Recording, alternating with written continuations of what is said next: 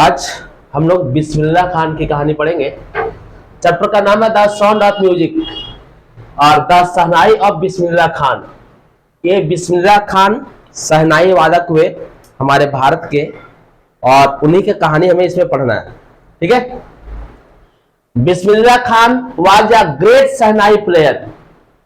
He belong to a family of professional musician. जो बिस्मिल्लाह खान थे वो शहनाई बजाते थे, और ये जो बिलोंग करते थे, जो संबंधित रखते थे, इसका पूरा खानदान ही, पूरा वंशज ही क्या थे, इसका प्रोफेशनल से म्यूजिशियन थे, मतलब सब संगीतकार थे, इनका पूरा खानदान Bismillah Khan. He was attacked towards Sahnai at the age of 3 and through his hard work brought it on the classical stage. इनको बचपन से ही ये अट्रैक्ट हो गए, आकर्षित हो गए टुवर्ड्स शहनाई। शहनाई में जो इनका प्रेम जगा वो मात्र और मात्र 3 साल के उम्र में जग गया। मतलब बच्चे ठीक से जब चलना भी नहीं सीखता है ना, तभी इनको शहनाई के प्रति लगाव हो गया। जब ये 3 वर्ष के थे, मात्र 3 वर्ष के, उसी समय इनको शहनाई से प्रेम हो गया। आज अपने जीवन में इन्होंने इतना वर्क हार्ड किया, इतना कठिन परिश्रम किया कि एक क्लासिकल स्टेज तक पहुंच गए और विश्व में सबसे बड़े शहनाई वादक के नाम से फेमस हुए। कौन? बिस्मिल्लाह खान। या स्टोरी गोज ऑन या अबाउट द ओरिजिन ऑफ शहनाई।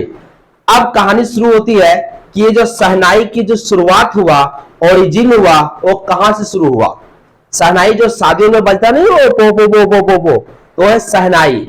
और इसका कहानी कहां शुरू हुआ? इसका पुंगी या musical instrument was banded by empire Aurangzeb. It's shrill unpleasant sound. ये शहनाई के पहले पुंगी बजता था। पुंगी एक ऐसा ही वाद्य यंत्र होता था, और वो थोड़ा उसका जो आवाज था वो अनप्लेजेंट था, मतलब सुनने में अच्छा नहीं लगता था। अनप्लेजेंट में सुनने में अच्छा नहीं था, श्रील था, उसका साउंड अच्छा नहीं था।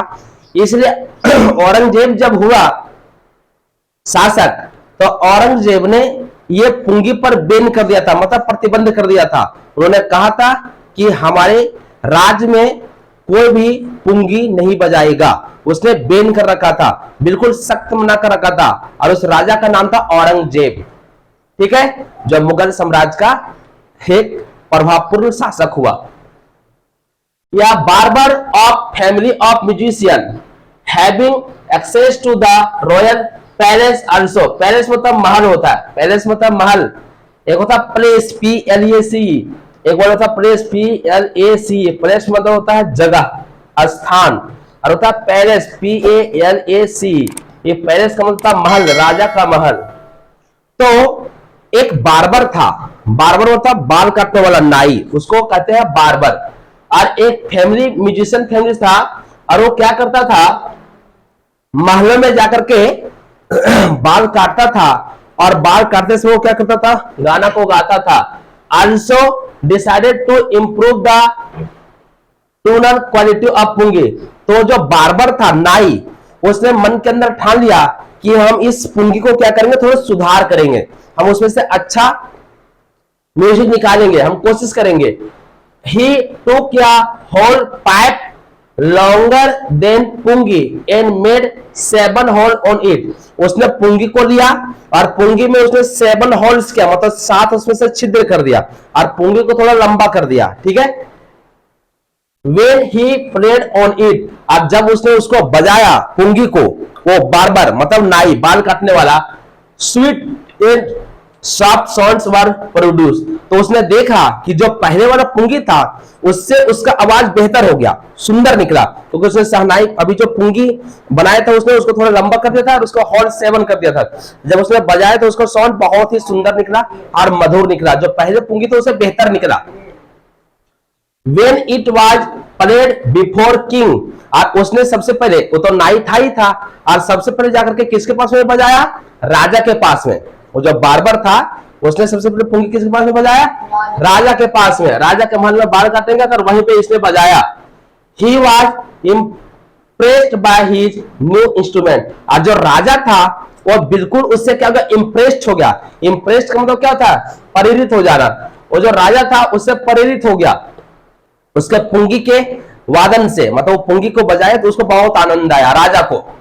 और since it was played in the Shah chamber, और ये सबसे पहली बार जो पुंगी बजाया गया था शाह चैम्बर। शाह चैम्बर तो कोई राजा महाराजा के यहाँ पे जब बजाया जाता है तो उसको शाह चैम्बर कहते हैं, Shah chamber.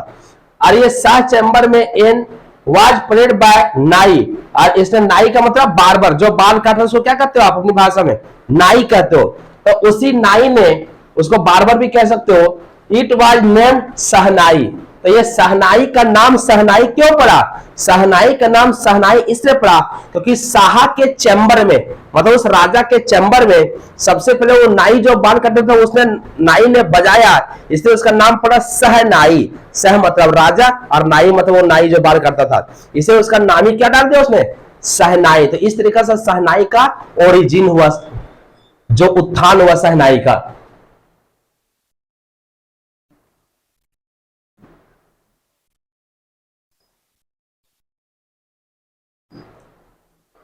The sound of shehnai is considered auspicious. उसके बाद ये जो शहनाई था वो हमेशा किसी ऑस्पिशियस, ये ऑस्पिशियस का मतलब होता है शुभ, ये ऑस्पिशियस का मतलब होता है शुभ। और उसके बाद में जो ये शहनाई बजाया जाने लगा वो किसी शुभ काम पर, ऑस्पिशियस, जैसे कोई शादी हो गया, जैसे कोई पूजा हो गया, कोई कुछ और हो गया, तो कुछ शुभ कामों में इस शहनाई को बजाया जाने लगा उस दिन के बाद में। The shehnai was part of now but group of 9 traditional musician instrument। ये जो था शहनाई, ये 9 ग्रुप में बजाया जाता था, 9 ग्रुप मिलकर के उसको बजाता है। आप भी शादी में कभी देखोगे वो वो वो वो करता है, पो पो पो पो, तो वो शहनाई। और वो शहनाई 9 ग्रुप होता था। Found in the royal courts, it was played only in the temple in the weddings. ये सबसे पहले मंदिरों में बजाया जाने लगा और धीरे धीरे शादियों में। ये टेंपल्स मतलब मंदिर और वेडिंग्स मतलब शादी, तो ये मंदिरों में और शादियों में यह शहनाई जब शुभ काम होने लगा तब उसके जगह पर बजने लगा। Okay, Ustad Bismillah Khan brought in on the classical stage.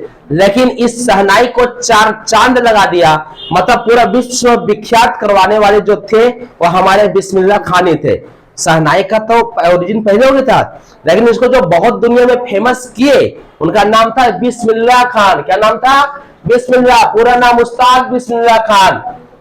Stage he invent many range and played them on shehnai. उसने कई सारे राग्स गाए, शहनाई के कई राग गाए, मतलब शहनाई के कई धुन बजाते थे और इनको शहनाई को बजाए। Bismillah Khan was born on March 21, 1960 in musician family of Rasool Bakhsh Khan. Shehnai Nawaz of Bhojpur kings court in Dumraon Bihar. एक बिहार का जिला है, इनका जो जन्म हुआ वो बिहार, जो हमारा भारत की राज्य है बिहार, राजधानी पटना, तो उन्हीं में उस बिहार में 1916 21 मार्च 21 मार्च 1916 को इनका एक म्यूजिशियन फैमिली में जन्म हुआ और वो बिहार के डुमरौन जिला था, जिला का नाम था डुमरौन। और वहीं पे इनका जन्म हुआ और इनके पापा का नाम था रसूल बख्श और shehnai Nawaz of Bhojpur kings court में काम करते थे। Father Paigambar Bakhsh was also a great shehnai player. और इनके जो पापा थे, जो क्या नाम था उसका, पैगंबर बख्श नाम था, और वो भी एक बहुत ही शहनाई वादक थे, वो भी शहनाई बजाते थे। इनके पिताजी भी, आपने पहले शुरू में पढ़ लिया, क्योंकि इसका पूरा खानदान ही क्या था, म्यूजिशियन थे, तो इनके पिताजी भी आपका शहनाई बजाते थे। His maternal uncle, maternal uncle का मतलब था मामा जी, मामा जी। पैटर्नल अंकल होता है चाचा जी और मैटरनल अंकल मतलब मामा जी। माता से रिलेटेड जितना रिश्ता होता है उसको मैटरनल कहते हैं और पापा से रिलेटेड जितना होता है उसको फैटर्नल कहते हैं। ओके, सो मैटरनल अंकल, उनका नाम था अली बख्श, गेव हिम शहनाई लेसन। और इनको जो शहनाई का क्लास दिया, जो शहनाई सिखलाया, इनके मामा जी ने सिखलाया। जब ये नानी घर जाते थे तो मामा जी भी शहनाई बजाते थे, तो अपने भांजे को क्या कहते थे, दे देते, लो बजाओ। तो उन्होंने वही उनको सिखाया जीवन में। He practiced playing shehnai at Balaji and Mangala Maiya temple. ये बालाजी, उनके जो मामा जी थे वो कहां बजाते थे शहनाई? बालाजी मंदिर था। और ये मंगला मैया टेम्पल, एक मंदिर का नाम है मंगला मैया टेम्पल, तो ये मंगला मैया टेम्पल बजाते and on the bank of river Ganga. ये शहनाई की जो प्रैक्टिस करते थे बिस्मिल्लाह खान, यही इस मंदिर में, बालाजी मंदिर में, मंगला मैया मंदिर में, और जब जब मौका मिलता था तो ये गंगा के किनारे जाकर के क्या करते थे? अपने शहनाई को, धुन को निकालते थे, सीखते थे, प्रैक्टिस करते थे। अपने जीवन में इन्होंने बहुत ही प्रैक्टिस किया।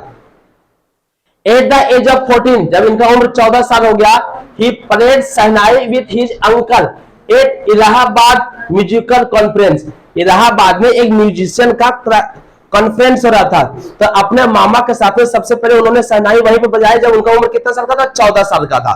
ठीक है। And वाइदा appreciated by Ustad Fayaz Khan, he often played shehnai at All India Radio, और उन्होंने अपने रेडियो को ऑल ओवर इंडिया पर भी बजाया। Lucknow since it opening in 1938, जब लखनऊ में भी इन्होंने बजाया अपने शहनाई को। Bismillah Khan was the first Indian to greet the nation with his shehnai on 15 August 1947 raga Kharif. और इन्होंने एक रागा खरीफ गाना गाया था।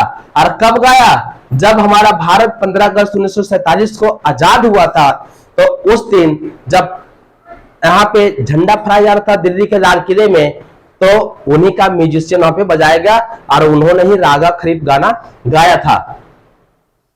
Impressed with his shehnai film director Vijay Bhatt, और वो विजय भट्ट भी आए थे, और विजय भट्ट ने देखा कि ये इतना सुंदर शहनाई बजाता है बिस्मिल्लाह खान, तो उनको कहा कि आप ऐसा करो, आप हमारे यहाँ फिल्म में क्या करो, हमारे यहाँ शहनाई बजाओ, क्योंकि वो डायरेक्टर थे फिल्मों के, ये विजय भट्ट।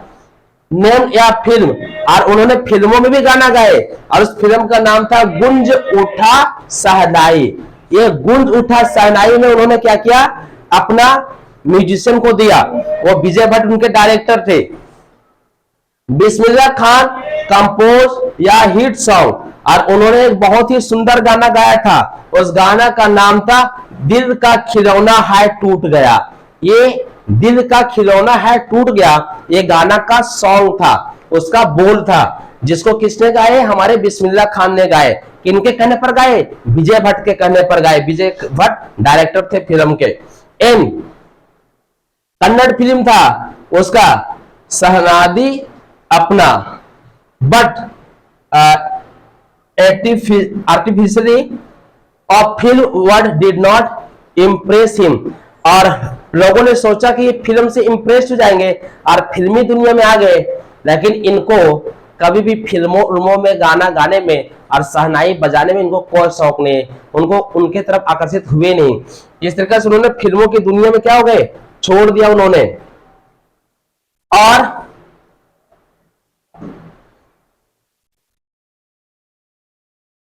किंग जाहिर शाह ऑफ अफगानिस्तान, अफगानिस्तान का एक राजा था, उसका नाम था जाहिर Shah. Presented priceless gift after his performance, उन्होंने देखा कि ये शहनाई ऐसा बजाते हैं दुनिया में, ऐसा क्योंकि उनके जैसा कोई हुआ नहीं संसार में शहनाई बजाने वाला। तो अफगानिस्तान का एक राजा था, और उस राजा का नाम क्या था? जाहिर शाह। और जाहिर शाह में प्राइसलेस, प्राइसलेस का मतलब था जिसका जो कीमत ना लगाई जा सके, इतनी कीमत जिसका कोई कीमत ना हो, उसको प्राइसलेस कहते हैं। प्राइसलेस गिफ्ट दिया इनको, तोहफा दिया उस राजा ने, अफगानिस्तान का राजा ने, इनसे इंप्रेस होकर के, क्योंकि ये जब ऐसा सॉन्ग बजाते थे तो ऐसा कहा जाता है कि अगर उन्होंने दिल से गा दिया, शहनाई को बजा दिया, तो बारिश होने लगता था। और अगर बारिश हो रहा है तो, अगर बहुत धूम मचा देने वाला बारिश हो रहा है, तो अगर शहनाई बजा देते थे अगर दिल से, तो बादल रुक भी जाते थे। मतलब इनके शहनाई में इतना पावर था, इनके दिल में आवाज इतना दर्द था कि वो हमारे भगवान को भी इंप्रेस कर देते थे, ऐसा कहा जाता है। इनके शहनाई में इतना दम था।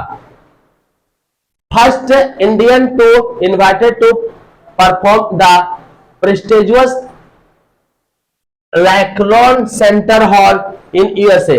और सबसे इंटरेस्टेड बात तो अब आता है कि इनको यूएसए में बुलाया गया शहनाई बजाने के लिए, USA, United state of America, और अमेरिका में। और इसमें क्या हुआ, अमेरिका ने उनको कहा कि बिस्मिल्लाह, आप ऐसा करो, आप अमेरिका में रुक जाओ, आपको भारत क्या देता है, उसमें क्या है, कुछ नहीं है, आप यहीं रह जाओ। तब उन्होंने बहुत सुंदर जवाब दिया था कि मेरा भारत में कुछ नहीं दिया, लेकिन हम तो वहीं से संगीत सीख करके आए। उन्होंने बोला कि आप यहीं रुक जाओ, हम पूरा बनारस उठा करके यहीं पे क्या करेंगे, बसा देंगे, उसका 2 कॉपी बसा देंगे, आपको कभी अपने गांव की, अपने शहर की, अपने राज्य की कभी याद भी नहीं आएगा। तब उन्होंने बहुत अच्छा जवाब दिया था कि अच्छी बात है कि हमारी, आप एक म्यूजिशियन को, आप हम भारतीयों को आप खरीदना चाहते हो, एक शर्त है, हम यहाँ आपके देश में रुकेंगे, लेकिन आपको एक कंडीशन को फॉलो करना पड़ेगा। बोला क्या? उन्होंने बोला कि ठीक है, बनारस बसा दोगे? बोला हाँ जी बिल्कुल, बनारस का 2 कॉपी हम बसा देंगे यहाँ आपके, पूरा डिजाइन लाएंगे, हमारा डिजाइनर जाएगा और पूरा बनारस बना देगा यहाँ पे अमेरिका में, आपके राज्य के जैसा बिल्कुल बना देगा। तब उन्होंने कहा ठीक है, हमारी गंगा मैया को भी यहीं पे ले आओ, गंगा मैया अगर आ गई तो हम यहाँ पे रुकेंगे, अगर नहीं ला पाए तो हम नहीं रुकेंगे। अब गंगा को ले जाना, घर तो बना दोगे सेम डिजाइन का, राज तो बना दोगे सेम डिजाइन का, रोड बना दोगे सेम डिजाइन का, लेकिन गंगा को उठा करके कैसे ले जाओगे? फिर अमेरिका उनके चरणों में गिर गया, माफी मांगा उनसे, समझ गए, और फिर अपना भारत में, क्योंकि इनको कोई कभी किसी को गुलाम बना नहीं पाया, ये बिल्कुल आजाद पंछी के जैसा जीवन में रहे। तो अमेरिका को ऐसे उन्होंने मुंह तोड़ जवाब दिया था, समझ गए, वो बिके नहीं, अगर दूसरा को होता तो बिक गया होता। उन्होंने कभी पैसे की लालच नहीं किया, कभी किसी चीज का लालच नहीं किया। Took part in the world exposition in the Montreal Cannes art festival in the Osaka trade fair. Osaka में एक ट्रेड फेयर लगा था, वहां पर भी गए। An auditorium in teacher was named after him, Thar mosque Ustad Bismillah Khan. और इनके नाम पर एक ऑडिटोरियम है और उसका नाम यही है, आफ्टर, उसके बाद इनका नाम पड़ा थार मॉस्क्यू उस्ताद बिस्मिल्लाह खान। इनके नाम पर एक क्या है, मस्जिद भी है, मॉस्क्यू तो क्या था, मस्जिद, ये मस्जिद भी है, और इनका नाम ही है थार mosque Ustad Bismillah Khan. The Padma Shri, the Padma Vibhushan, the Padma Vibhushan in 2001 India highest civilian award the Bharat Ratna. इनको भारत का जो सबसे उच्च, और जो साहित्य के क्षेत्र में, जो संगीत के क्षेत्र में, जो कला के क्षेत्र में जो दिया जाता है, तो इनको पद्म भूषण भी दिया गया, पद्म भूषण भी दिया गया, और इनको भारत रत्न, भारत का सबसे बड़ा जो अवार्ड है वो क्या है, भारत रत्न।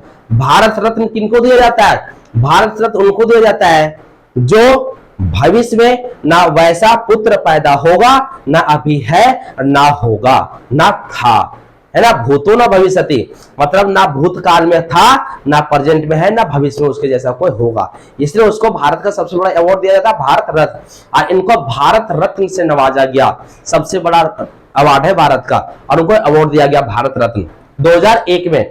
किनको? बिस्मिल्लाह खान को। He is fond of Banaras and his native village Dumraon, है ना, और ये हमेशा शौकीन किसका रहे, फॉन्ड ऑफ मतलब शौकीन होना, बनारस का, और नेटिव विलेज डुमरोन। ये डुमरोन इनका बिहार का एक जिला है, उनसे नेटिव मतलब जन्मस्थली, अपने जन्मस्थली को बहुत प्यार करे, हमेशा शौकीन रहे, और बनारस के मंदिरों में। He was once offered to head of Sinai school in USA by his student who promised to create the atmosphere of the Banaras। हमने आपको पहले कहानी सुना दिया कि जब अमेरिका में ये जाकर के शहनाई बजा रहे थे, वहां पे एक बार पढ़ाने के लिए उनको भेजा गया था, तो वहां पे शहनाई वाले एक स्टूडेंट था, उन्होंने उनको प्रॉमिस किया, वादा किया, बोला बिस्मिल्लाह खान जी मैं वादा करता हूं कि आपका पूरा बनारस के जैसा ही मैं क्या करूंगा, दूसरा बनारस हम आपको अमेरिका में बसा दूंगा, आपको यहीं पे रुकना पड़ेगा, समझे ना, देखो लिखा हुआ बुकों में।